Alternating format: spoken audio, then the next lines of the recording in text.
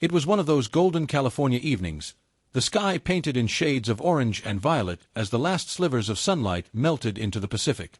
The air carried a salty breeze, mixed with the faint perfume of jasmine that drifted through the open windows of our home. Our place was immaculate, nestled in one of San Diego's most exclusive neighborhoods.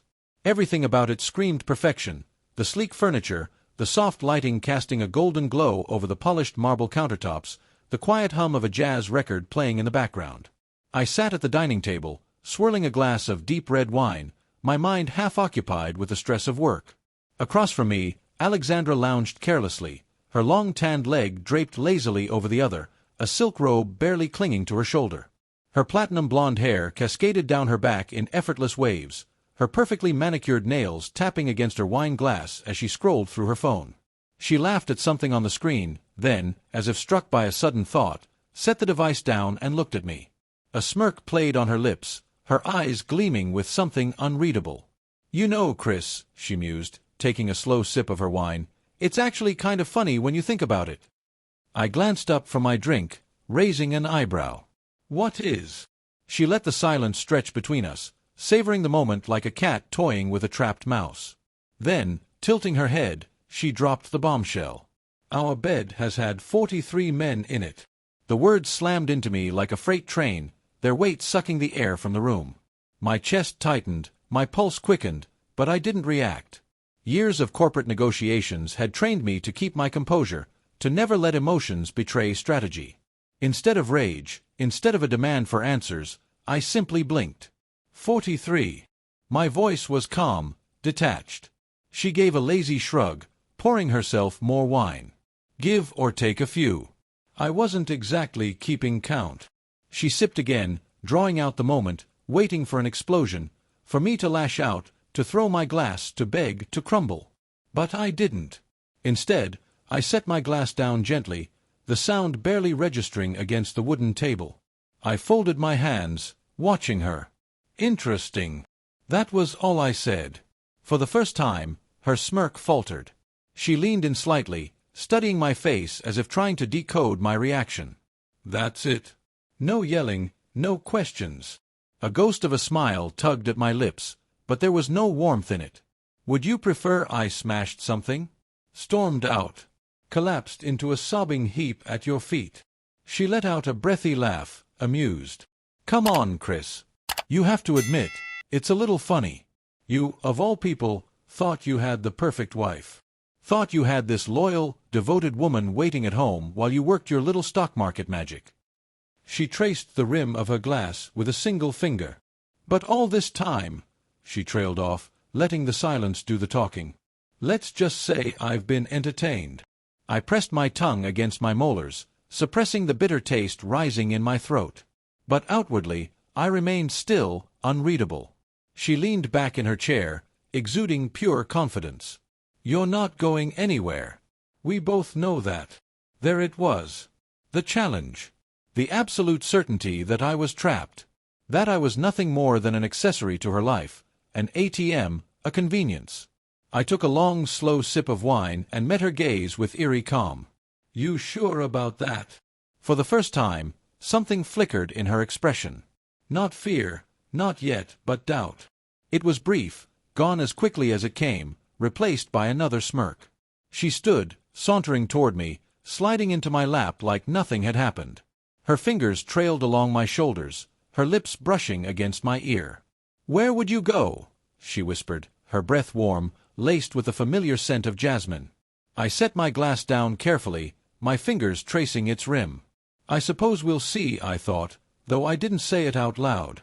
Instead, I lifted my hand, lightly tracing my thumb along her jawline, memorizing every detail. She chuckled, shaking off whatever strange unease had momentarily gripped her. She pressed a kiss to my cheek, stretching like a cat before grabbing the wine bottle. "Well," she purred, "I, for one, intend to enjoy my life. Hope you don't mind, darling." I smiled. But it wasn't the smile of a man in love. It was the smile of a man who had just made a decision. And she had no idea. Mornings in San Diego had a rhythm to them, the soft golden light creeping through the blinds, the distant crash of waves against the shore, the muffled hum of life stirring outside. But today, something felt different. I lay in bed, staring at the ceiling, replaying last night's conversation over and over in my mind. 43 men. The words echoed in my skull, their weight growing heavier with each repetition. Alexandra had expected me to react with outrage, maybe even heartbreak. But she got neither. Instead, she got something she didn't see coming: calculation. Sliding out of bed, I felt the crispness of the sheets beneath my fingertips. The same sheets she had so casually defiled. My jaw tightened, my breath slow and controlled. Today would be the first move. I wasn't the type to act on impulse. My career in finance had trained me to think 5, 10, 20 steps ahead. A single move wouldn't be enough. I needed a complete, strategic takedown. I needed to dismantle her, piece by piece, until there was nothing left. At precisely 9 a.m., I parked my car in front of a small, unassuming office building in downtown San Diego. The brass plaque by the entrance read, "George Lambert, Private Investigator." George was an ex-detective.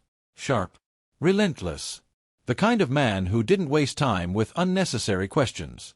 He was already seated at his desk when I stepped inside, flipping through a manila folder. The office smelled of burnt coffee and old leather, a stark contrast to the polished world I was used to. He glanced up, smirking. "Long time, Chris. Didn't think a guy like you would ever need my services." I sat down across from him, my face unreadable. "I need everything." His brow lifted slightly. "Everything?" I nodded. "Her lovers. Their names, their jobs, their routines. I need proof, messages, photos, videos, hotel receipts. Everything." George let out a low whistle. "That bad, huh?" I didn't answer.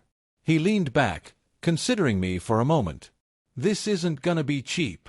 I pulled an envelope from my jacket and slid it across the desk. Thick. Heavy. Enough to buy a man's silence and diligence. George chuckled, shaking his head as he thumbed through the bills. "Finance guys don't mess around." He tucked the envelope away. "Give me a week." I stood, buttoning my jacket. "Make it 5 days." He nodded. 5 days. I left without another word, stepping back into the California sun. The first piece was in motion. My next stop was Reeves Financial Group, my firm, a sleek, glass-walled powerhouse overlooking the bay. From the outside, nothing in my life seemed out of place. A successful businessman. A model husband. But inside, something dark was stirring. Once in my private office, I locked the door and lowered the blinds. Then, I opened my laptop. Alexandra was sloppy. Too confident in her own deception. She treated her affairs like a game, leaving trails, hints, breadcrumbs, assuming I'd never look. She was wrong. It took me less than 10 minutes to hack into her cloud storage. Password: Love Forever 43. I almost laughed at the irony. What I found made my stomach turn. Thousands of pictures. Some innocent. Most not. Men I recognized. Colleagues. Friends. Others were strangers. Men in expensive suits, men in gyms, men in hotel rooms. Then came the text messages. "He's so clueless. Oh, I literally just got home and still smell like you. He pays for everything. It's hilarious. If he ever finds out, I'll just cry. He's weak. He'll forget." A slow, steady burn crept up my spine. But it wasn't pain, it was clarity. She thought I was weak. She thought she had won. I copied everything. Every text. Every image. Every transaction. I backed them up on multiple hard drives, encrypted files, a secure cloud. Then, I started planning her downfall. I wasn't looking for revenge. I was looking for ruin. And ruin starts with the foundation. Alexandra built her world on image. She wasn't just a wife, she was a brand.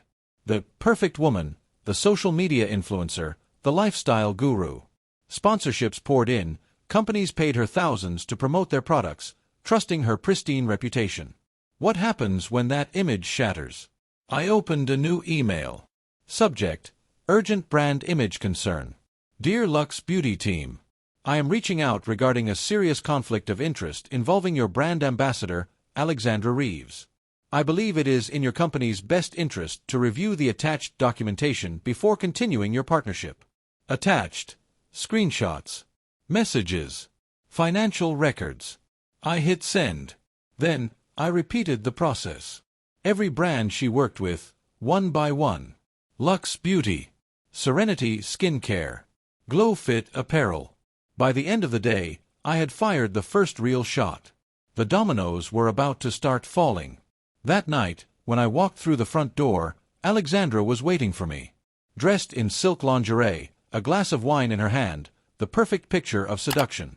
She smiled, running a delicate hand down my chest. "Long day," she purred. I smiled back, slow, knowing. "You have no idea." She had no clue. No idea that the ground beneath her feet was already cracking. No idea that by the time she realized it, it would be far too late. The morning after I set everything in motion, I acted like it was any other day. I made my coffee, read the news, and went for a run along the coast. The waves crashed against the shore, the salty breeze filled my lungs, and for the first time in years, I felt calm. Because I knew that while I was enjoying my morning, Alexandra's world was starting to fall apart. I had planned it perfectly. Everything would start slowly, just enough for her to sense that something was off. Then, in a single catastrophic moment, it would all come crashing down. By mid-morning, I was in my office, watching the chaos unfold from a distance. I didn't need to see her to know how she was reacting. First, the messages. She probably saw a few odd comments on her posts. Small, easy to ignore at first. A number here, a vague insult there. But then they started piling up. 43. How do you live with yourself? You disgust me. I imagined her confusion at first. Maybe she thought it was just a troll, someone trying to get a reaction. But then, she saw the link. Twitter. And that's when she knew. Her name was trending. She had built her image on a lie, and now the entire world was watching it crumble in real time. I leaned back in my chair, checking my watch. It wouldn't take long for her desperation to kick in. I pictured her sitting there, scrolling, her hands starting to tremble as she took in the screenshots, the texts, the photos, the videos. Then, the security footage. That was when the fear would really set in. She had no idea she had been watched. No idea that every betrayal had been documented, catalogued, and prepared for this exact moment. I imagined her heartbeat hammering against her ribs, her fingers going cold as she realized that this wasn't a mistake. This was deliberate. And it was me. Then, the calls would start. I watched my phone, waiting. One by one, her sponsors would cut ties. I didn't need to hear the conversations to know how they played out. The polite, distant tone of the brand managers. "Alexandra, due to recent developments, we are terminating your contract, effective immediately." Her panic. "Wait. No, please, let me explain." Click. Again. And again. Each call stripping away a piece of the life she had built. Then, the final one. Her lawyer. He would tell her the truth. This wasn't just about the affairs. The financial fraud had been exposed. Her breathing would turn shallow. She'd feel dizzy. Because this wasn't just a scandal anymore. This was criminal. And by the time she finally thought to call me, I wouldn't pick up. I waited. I knew exactly what was coming next. When she realized she couldn't fix it, she'd turn to the one thing she still believed she had, money. I was in a meeting when I got the text notification. Bank alert. Transaction declined. There it was. I knew she would try once. Then again. Then again. I could almost see her growing panic, the way her fingers would grip the edge of the counter, her breath coming faster. And then, the final blow.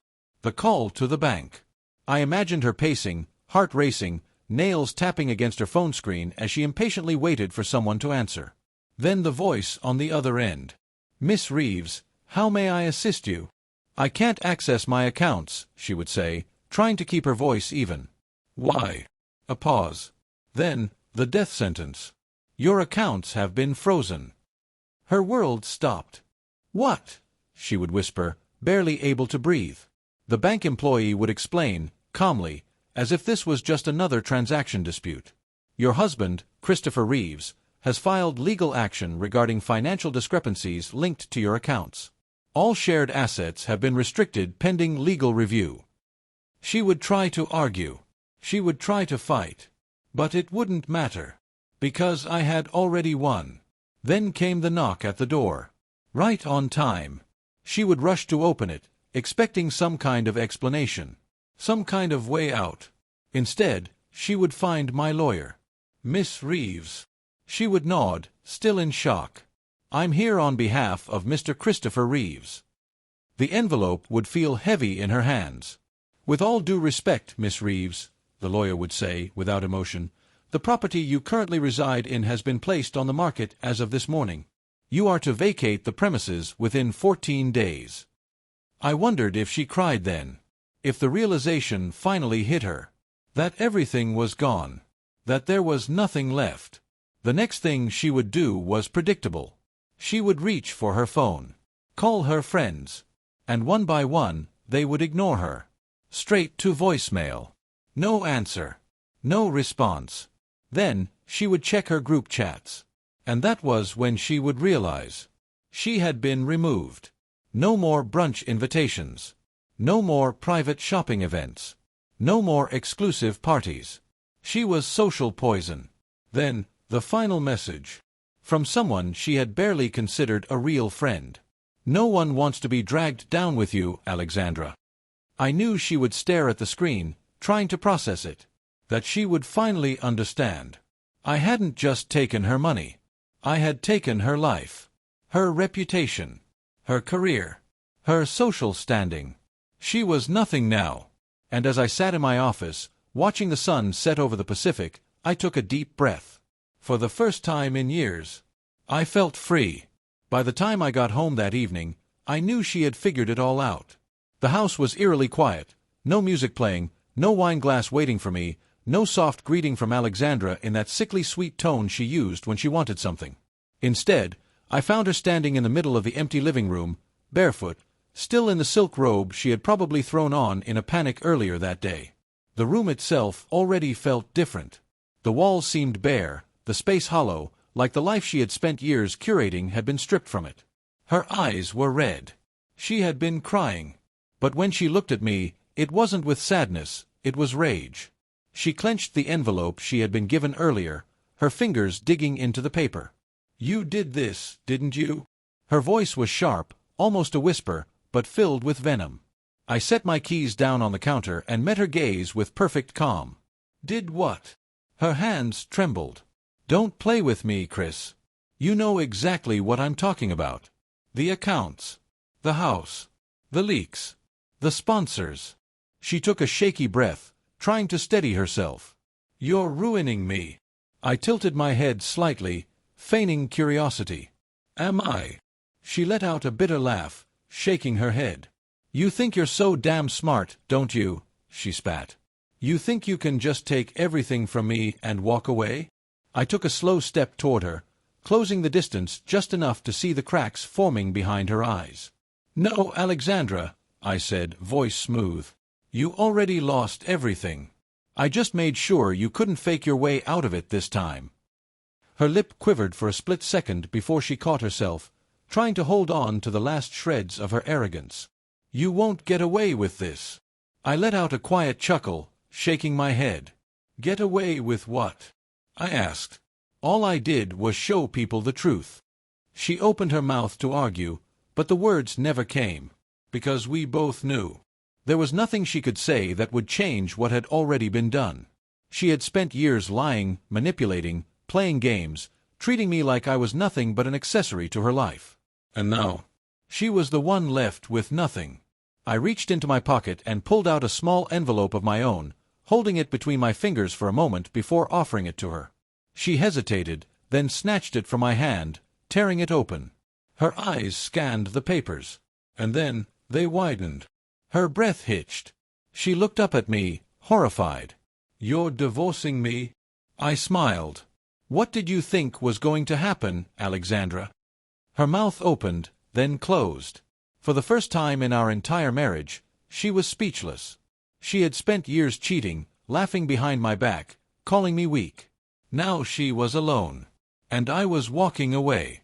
For a long moment, she just stood there, staring at the divorce papers in her hands, as if she could make them disappear if she looked hard enough. I watched her closely, studying every twitch of her fingers, every flicker of emotion that crossed her face. Shock, disbelief, desperation. Then came the tears. At first, she tried to blink them away, but they came faster than she could stop them. Her breathing turned ragged, her shoulders trembling. She clutched the papers like they were the last thing tethering her to this life. This, her voice cracked, barely above a whisper. This isn't how it's supposed to end. I tilted my head, amused. How was it supposed to end, Alexandra? She swallowed hard, shaking her head. Not like this. I let out a quiet breath, letting the weight of this moment settle between us.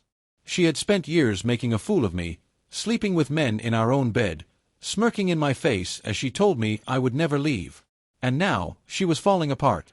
She took a slow step forward, her voice softening, desperate. "Chris," she whispered, her fingers trembling as she reached for me. I stepped back. Her breath hitched.